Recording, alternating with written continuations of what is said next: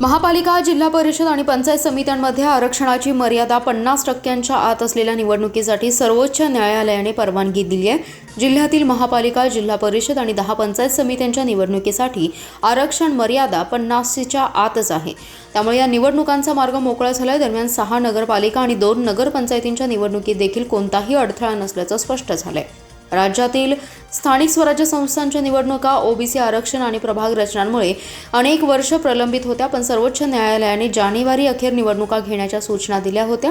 त्यानुसार निवडणूक आयोगाने पहिल्याच टप्प्यात नगरपालिका, दुसऱ्या टप्प्यात जिल्हा परिषद, पंचायत समित्या तर तिसऱ्या टप्प्यात महापालिकांच्या निवडणुका घेण्याची तयारी केली.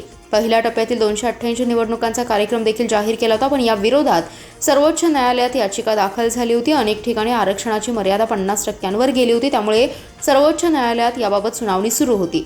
सर्वोच्च न्यायालयाने यावर नाराजी व्यक्त केली होती. निवडणुकांमध्ये कोणत्याही परिस्थितीत 50% आरक्षणाची मर्यादा ओलांडू नये असं स्पष्ट निर्देश दिले.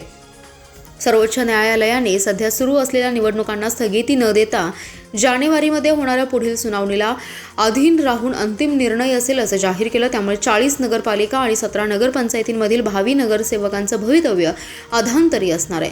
सांगली जिल्हा परिषदेमध्ये केवळ 41% आरक्षण आहे, तर महापालिकेच्या निवडणुकीसाठी 42.31% आरक्षण आहे. त्यामुळे या संस्थांनी आरक्षणाची 50%ची मर्यादा ओलांडली नाही. पंचायत समित्यांमध्ये देखील हीच परिस्थिती आहे. त्यामुळे जिल्ह्यातील स्थानिक स्वराज्य संस्थांच्या निवडणुकीत कोणतीही अडचण असणार नाही.